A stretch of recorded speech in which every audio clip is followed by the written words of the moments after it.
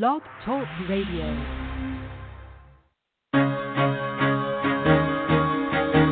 Carol the Coach. Sex, love, and relationships. We talk about it here. Carol the Coach. Compassion with contemporary relevance. I am a psychotherapist. I can be your personal life coach, and I can help you with your issues. There are no problems too small or too big. You can talk about anything. Speaker, columnist, radio TV host, and commentator.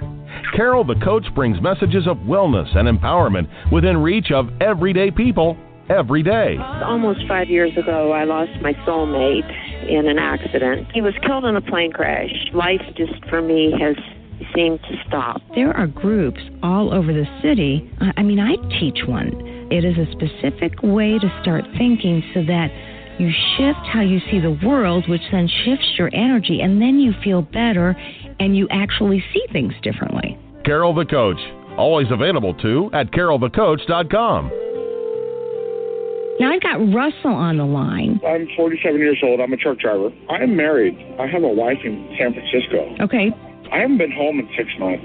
My thing is, I don't know if I have a sex addiction or what the problem is.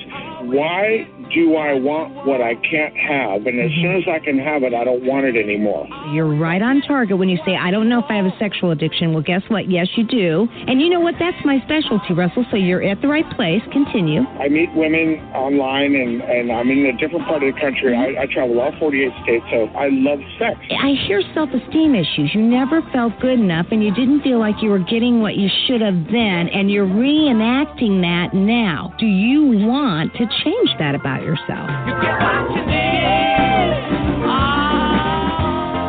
I got an interesting email from a man that said, Carol, would you please explain the difference between shame and guilt? I feel like I have them both. And, there is such a simple explanation, but I got to tell you that there is some new research that shows that emotion regulation and affect are greatly, how do I want to say this, that they greatly affect 4 different areas of emotion regulation that is very, very difficult to manage. And that is shame, and that is guilt, and that is humiliation, and that's embarrassment.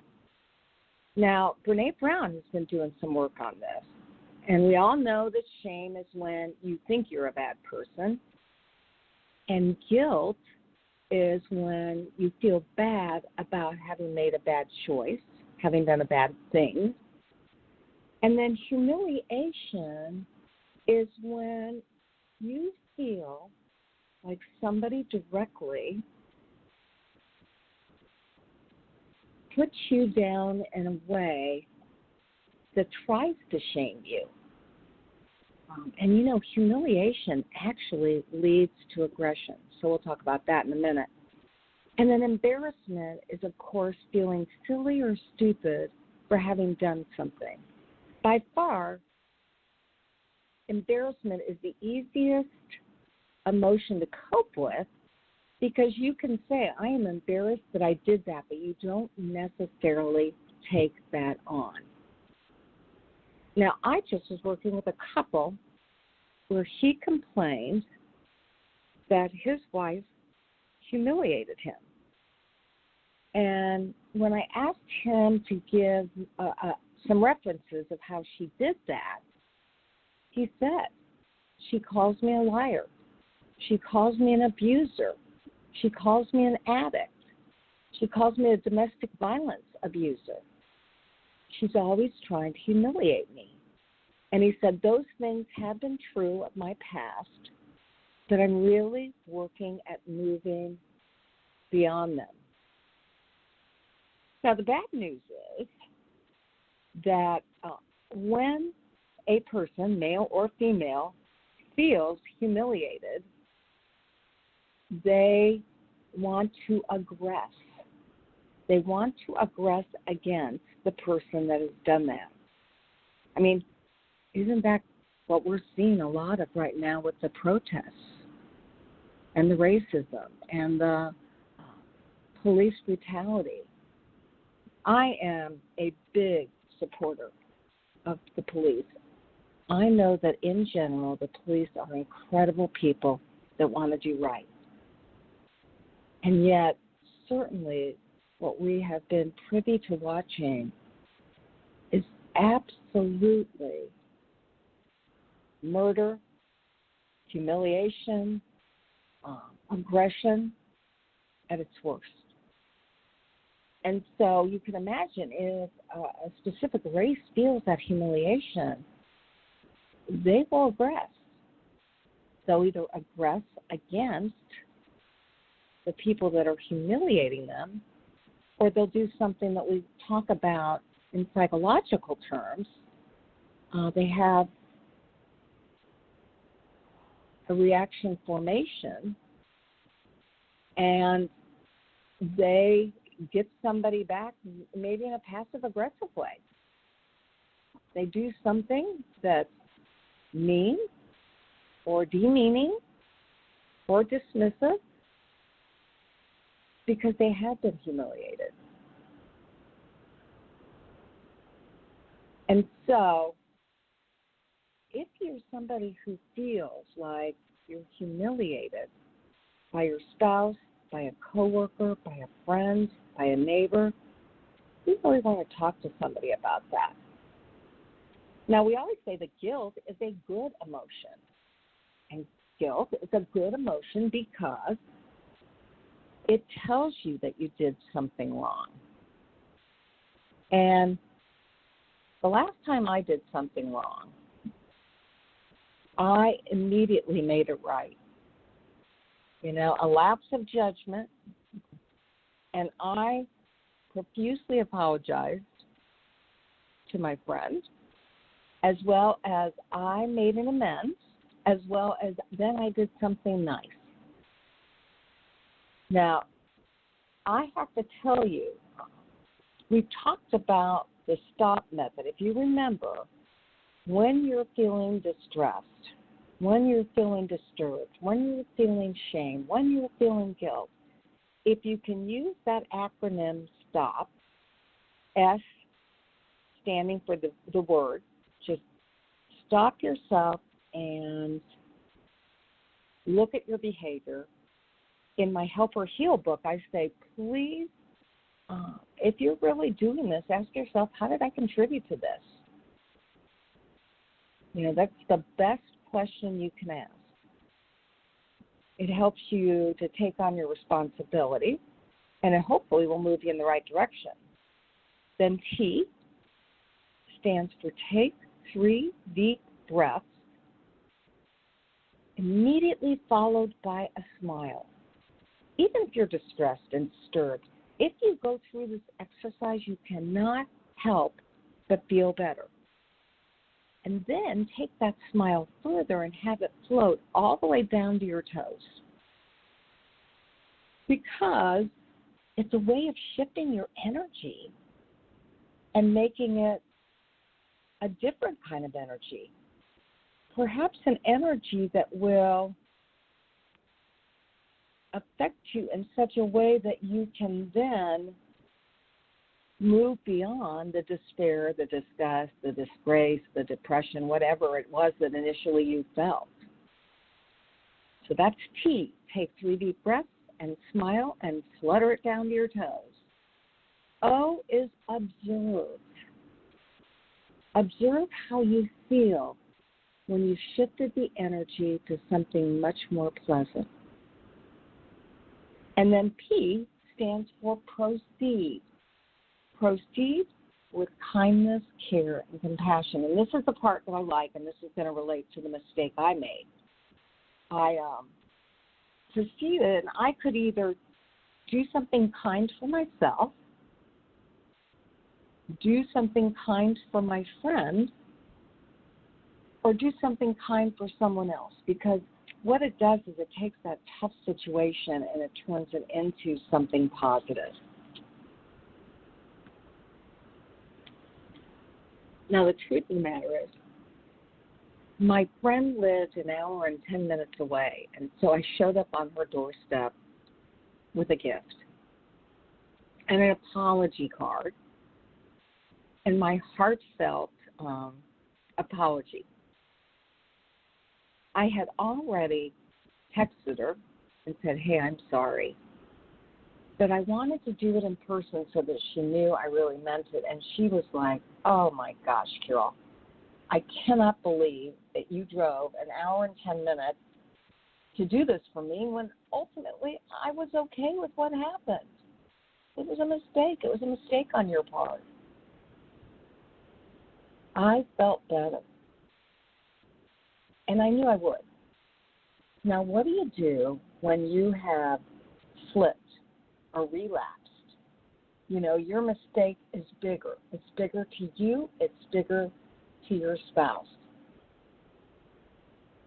Well, communicating that you know you caused the pain, using that infamous AVR, acknowledging that you caused it, validating how that other person must have felt so that they know you're putting yourself in their shoes, and then reassuring them of what's the action plan to keep you from doing it again. That's really about all you can do. But it's like anything else. You have to be in it to win it, and you have to 100% believe that you can keep this from happening again. You know, if you're somebody that you objectify women and there's a part of you that doesn't feel like that's that big of a deal, it's a behavior you want to get away from, but it's not like your old deal-breaking behaviors of prostitution or massage parlors or webcams or whatever. You've got to know that it is opening and keeping open the gateway to that reward center that eventually will catch up with you. So on a personal level, it is absolutely not a healthy choice. And then if you have a loved one,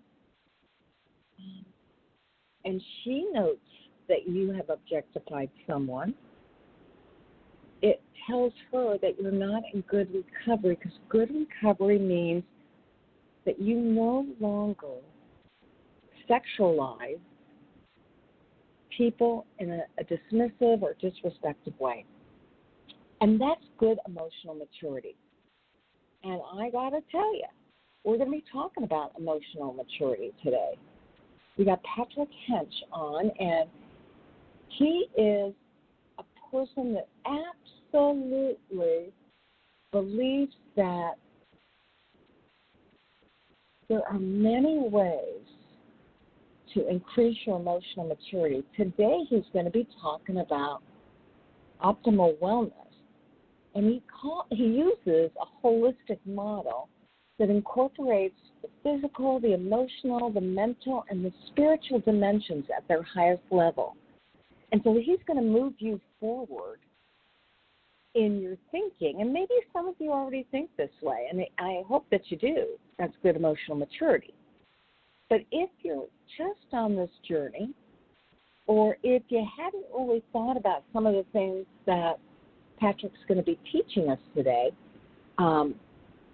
then get ready for a fascinating show, because holistic recovery actually embraces recovery by looking at it from all different perspectives. So, Patrick, welcome to Sex Help with Carol the Coach. How are you? Thank you. I'm very well, thank you. And yourself? I am also doing well. We are airing at a different time than when we're going to be playing this. Our audience is going to hear this on October 19th. And, you know, I saw what you were offering our listener in regards to emotional maturity, and I was so excited about it, because that's what I think recovery is really all about. Once the triggers are calmed, then it's about developing into the highest level human being you can. So can you tell us a little bit about emotional maturity, and how did you get on this road of figuring all this out? Absolutely.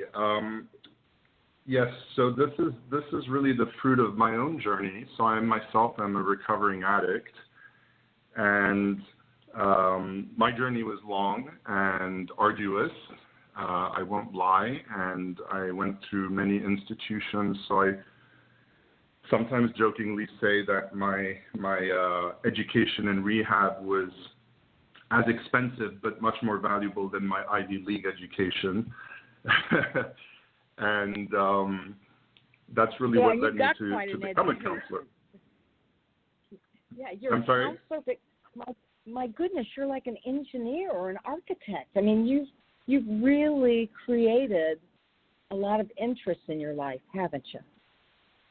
Yes, and that's right. My background is in architecture, graphic design, and I think I've blended that. I didn't, it's not something I left behind completely once I got into recovery, and it kind of shows up in my work, as you may have seen, because a lot of my conceptualizations and models, end up being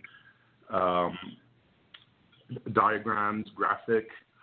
And in a sense, architectural, structural. So, I think it certainly informs the way I approach counseling as well, and recovery. Yes, and so if you would, you have a website that talks about all the different ways one can increase their emotional maturity. So would you share with our listening audience a little bit about that journey specifically? Sure. Yes, you're absolutely right. I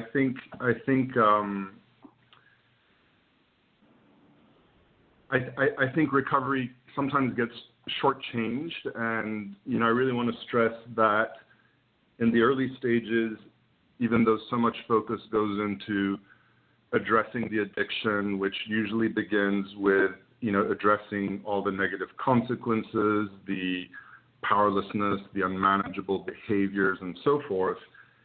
And a lot of effort goes into, how do we stop this? How do we abstain from these behaviors? But the truth is, recovery is so much more. And as you said, it really is, in the end, it's really about achieving our human potential that I believe we all have. And so from that perspective, I think we can look at addiction as a huge obstacle or barrier that separates us from our own potential. So the emotional maturity piece, I think, has to do with, I think, this may be oversimplification, but I think we can fairly say that addiction exists in the first place because experiencing being alive is in fact very difficult, very overwhelming. And I think specifically the aspect of experiencing being alive that's the most overwhelming is emotions.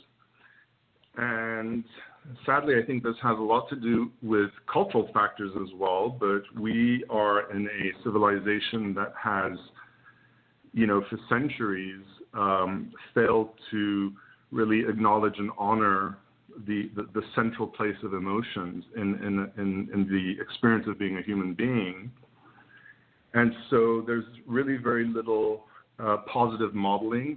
There's almost no education at all on. I've certainly never heard of a school program for children that had anything to say about emotions. And so we really, we come into life ill-equipped with how to experience our own emotions as anything other than inconvenient intrusions. So I think addiction has a lot to do with the ways many of us, without the guidance, discover ways in which we think we can control our emotional experience, either by numbing, avoiding, or replacing our emotions. And so, that's a very unfortunate way to come into life, because I think of emotions as energy, and I think of our emotions as really our own life force, our vitality. So, yes, go ahead. Yeah.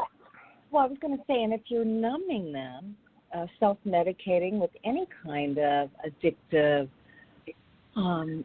matter, then you really aren't feeling those all-important feelings that may either direct you to do something different or affirm you or get you to change. And so one of the things that I really noticed about your model, and by the way, it really is an amazing model. He has a diagram of ability and willingness to fully embrace the rawness of being alive. And I agree with you. I think emotions are nothing more than energy. We are nothing more than energy. And so, this model shows how abstinence and sobriety are so important, but it's the recovery that actually helps you to embrace the rawness of life. Wouldn't you agree? Absolutely, yes. That's the real prize. You're right, Carol.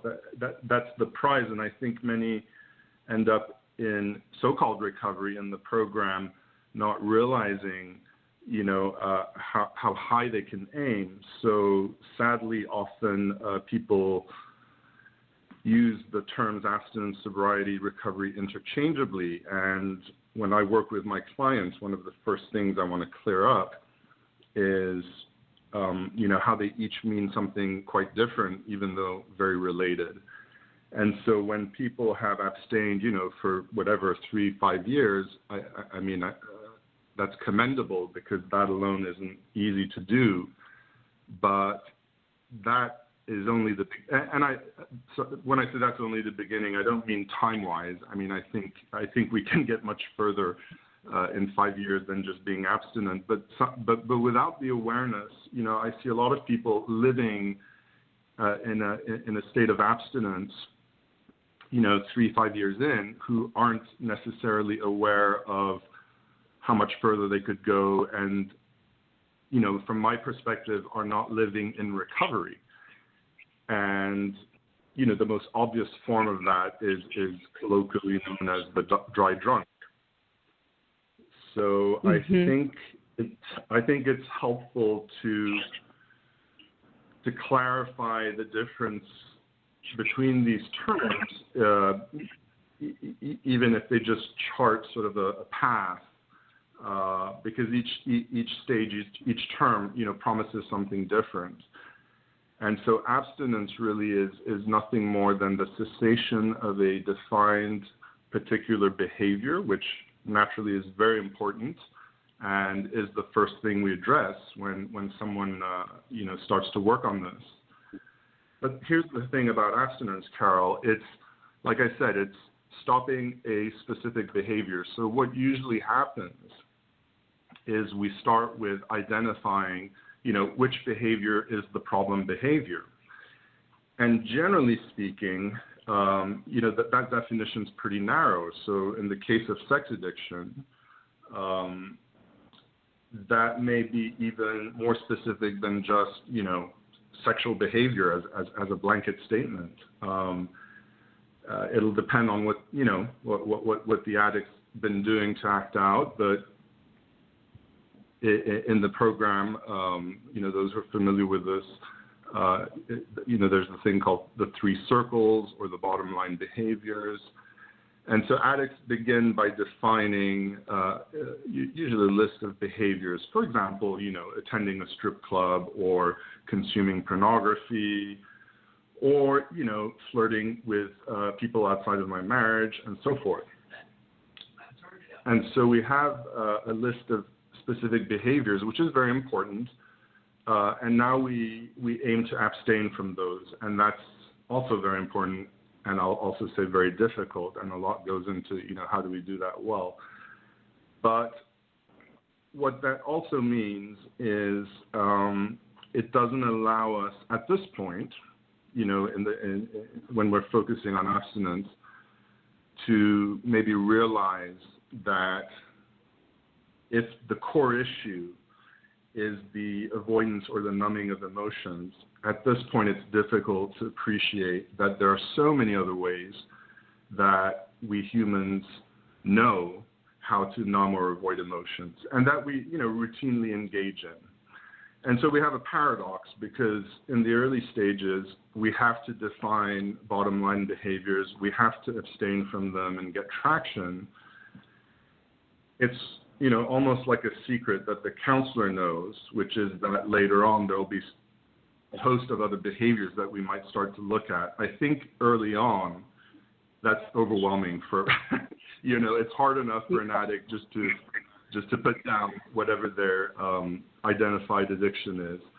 And so it's a paradox, but the implication is that as this journey continues, other forms, maybe more subtle forms of emotional masking, I'll call it, do exist and are very available. We live in a culture that makes all forms of emotional masking extremely available, so it may even feel natural to us. So does that make sense? Yeah, 100%. And so, again, how do you encourage your clients to trust the process of the ability or willingness to fully embrace that rawness? Because they've been self-medicating for a long, long time. Absolutely. So usually early on in the process, I don't necessarily bring all of this into view, but the selling point I do start with is the fact that our emotions are the source of our vitality, and I think instinctively we all actually do want to feel as alive as we can.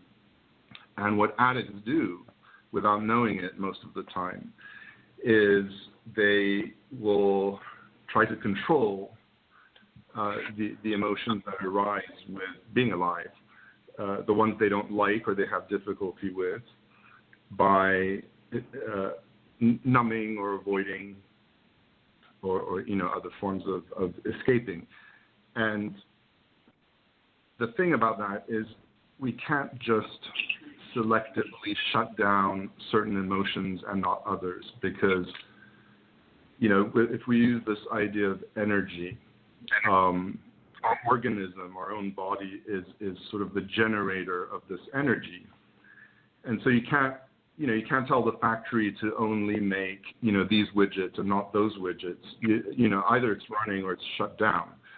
So when we're numbing, because there are very, challenging emotions that none of us enjoy, when we're numbing, we're shutting down the whole system. And ironically, as comforting as it may be for the addict to avoid certain emotions, they start to notice that they don't feel very alive. And so what addicts also do is, I call it synthetically generate fake emotions. And, that in the case of sex addiction, we can appreciate that in terms of, so addicts are numbing, whatever they're having difficulty with, let's say, shame. And usually they've done it so well that they don't even know it's there. Because, if I avoid something well enough, or if I avoid it as well as I could avoid it, it gets to the point where I've avoided it so well that I deny its existence because I never see it. And so I may be avoiding shame or numbing shame, but life feels numb and I don't feel alive. So I introduce synthetic feelings. And for sex addicts, most often that's arousal, that's excitement. Sex addicts who are acting out are under the illusion that they're very alive, they're feeling intensely. But as I say, it's kind of like, if we're talking about drugs, it's kind of like using sedatives to shut it all down. But then, I almost feel dead, so now I'm taking an upper. And so the whole thing's unnatural. And we're not accessing the true power and the true energy of our own natural emotions. And like you said, emotions don't just animate us in life, but there's a range of different emotions, and each emotion has its own wisdom, its own function. So it doesn't just supply us with energy or motivation, but one of the gifts of emotional maturity is to start to recognize which emotion is arising, because the emotion contains information. It contains vital information that is sometimes much more powerful than rational thinking. Information about, what do I need to do next? Because life is about knowing what to do next at every turn, right? We're constantly faced with stimulus, and the question is, how do I respond? And hopefully, I think in recovery, we respond to the stimulus with the combined wisdom of clear thinking and clear feeling, but we respond to the stimulus in a way that serves our personal purpose. And I think that's when life becomes meaningful. I'm going somewhere, or I know where I'm headed. And so every choice I make is about helping my progression, my journey, my meaningful journey towards the things that matter to me.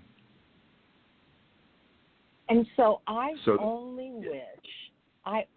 wish that people could follow along with you and with this chart, because this model is amazing, and yet I think they could have availability to get this chart. How would they do that?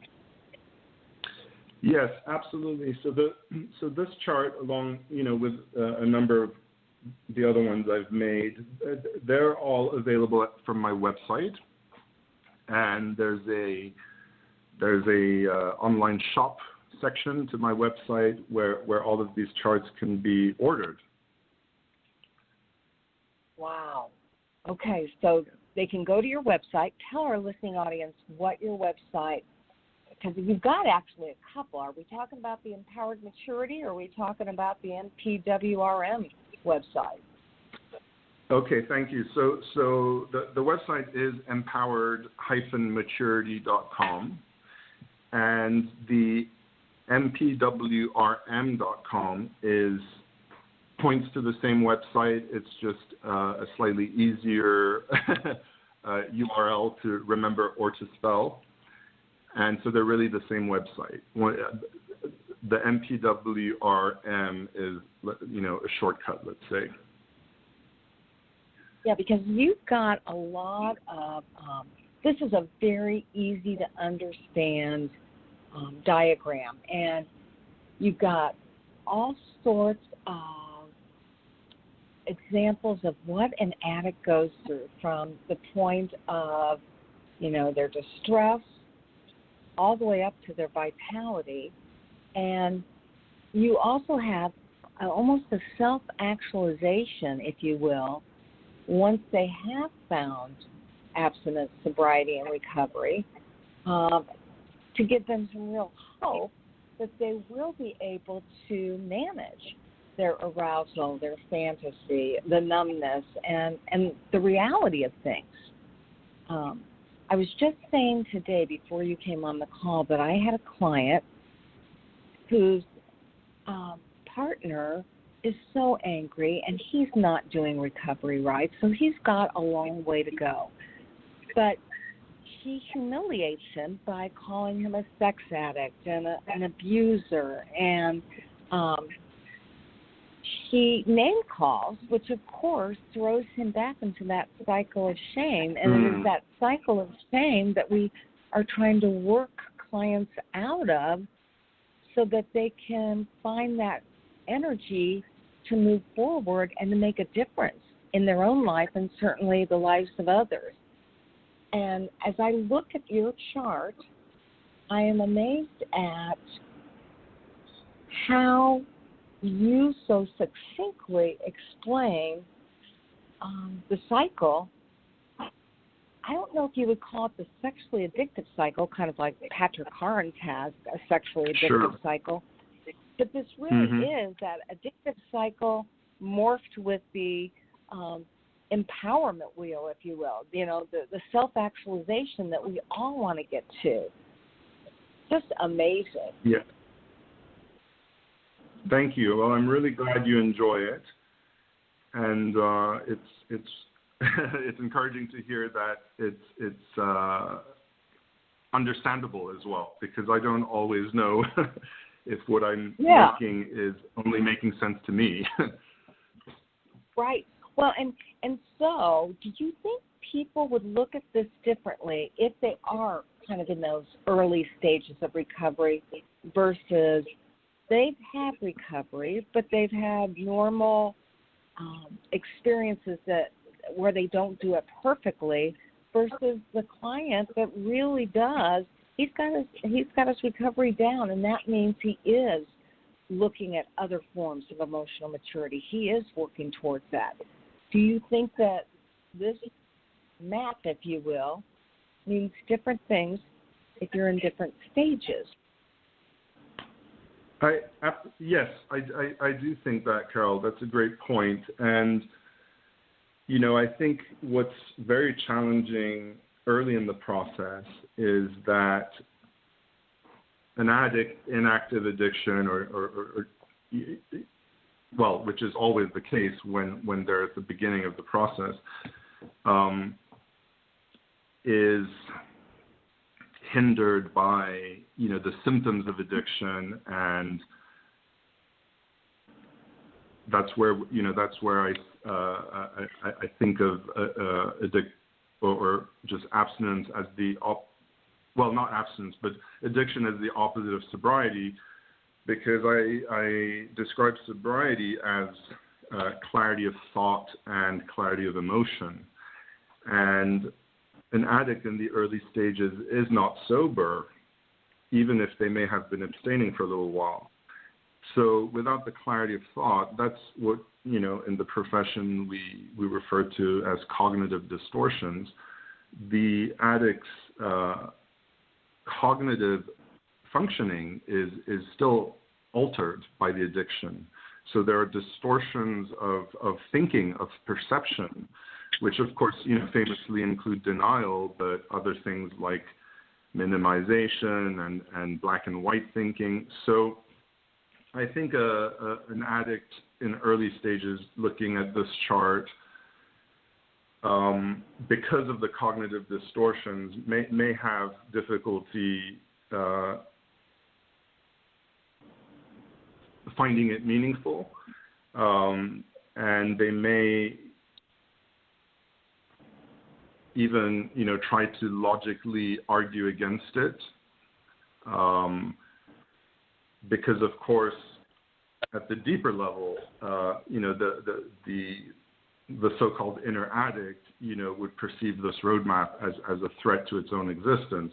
So I think it starts to make better sense once the patient or the client is entering into some degree of sobriety, where there's been enough abstinence that they're starting to notice the difference in experience that comes from having clearer thoughts and, the emergence of their own natural emotions. And at that point, it might really help them to see this, because it sort of, suggests what can be done, what the potential is with the emergence of that clear thinking and clear feeling. Because I sometimes say that sobriety, which is the state that naturally emerges with accumulated abstinence, sobriety is probably the biggest trigger for relapse. Paradox. Why? Because in that state of sobriety, the very emotions that I spent my life avoiding, putting away, numbing, are starting to emerge. They surface. It's kind of like letting something thaw from out of the freezer, and as it thaws, you start to get the aroma. You smell what that food is, and those emotions are the very reason the addict was acting out to begin with. So, ironically, when the emotions start to emerge, there's the paradox of, well, I don't know what to do with them except to go back to acting out, or I don't know what to do with them, but I see a path, I see a possibility, I see what these strange things called feelings can be for me in my life, and I have to work now. I have to work hard to learn, how to enter into a different or a new relationship with my emotions so that they do become this amazing source of wisdom, intel, vitality, energy, motivation. And so I think that's where, at that point of the journey, I think it's really important for the client to have the kind of guidance that goes beyond congratulating them for the abstinence, but that actually, starts to say, hey, look, so here's what we're going to learn about the feelings that are coming up for you. And so I do have, a whole separate model for that. But I think sobriety is sort of the threshold that needs to be crossed for a diagram like this one to be a source of motivation or inspiration. Oh, I do too. And so one more time, for our listening audience, I am talking with Patrick Hentsch, and he has created a holistic model of recovery, and you can purchase that by going to his website, and that is, and I'm scrolling down, www.empowered-maturity.com, and then go to the store where you'll see the holistic model of recovery. He has trademarked that. It's something that I think if you work with addicts, we've got a lot of clinicians. If you work with addicts, you'll want to have because it makes it so simple. And if you want something that just kind of inspires you, it really reminds you of how important it is to embrace the rawness of being alive, as Patrick calls it. And I just want to share that, again, he defines abstinence as nothing more than the cessation of particular defined behaviors that constitute acting out. And its sobriety is the state that emerges with accumulated abstinence, and it creates clarity of thought and clarity of feeling. But recovery is the attitude, and Patrick says it results from living in and responding maturely to sobriety, and is characterized by ongoing connection to the authentic self. And, the sponsors of 12-step meetings that really do good work say to their clients, when their clients are miserable, going, I can't take this, I hate this, I don't want it. And they'll say, stay in that state. Feel that feeling. Don't try to run from it. Don't try to fight it, but just stay with it and see where it takes you next. And that isn't to medicate. That's not to numb. That is to take you to a higher level of self-actualization. And, I would imagine you've got how many years of counseling under your belt? Let me see, 7 now. Okay, and you are a CSAP, correct? I am a CSAP, that's right. Now, have you shared this with Patrick Carnes? Because I am sure he would really appreciate seeing this model. I believe you could be right, Carol. I I would love to. The thing about Patrick Carnes is, because I've been in his proximity, many times, including the training for CSAT, but everybody wants a piece of Patrick Carnes. Everybody has something to show him, and I've just had difficulty, being comfortable being part of that. So the answer is no, I haven't, and I tell myself that he's a very busy man and he has better things to do than to look at what I've done. Well, I can see why you might say that, but I truly believe he did a show for us, and he was talking about this model without calling it the holistic model. And I know he endorses this kind of thinking. And again, I don't know if you had the module where Patrick was talking about leaving legacies and self-actualizing and getting into coaching once you really are solidly in recovery.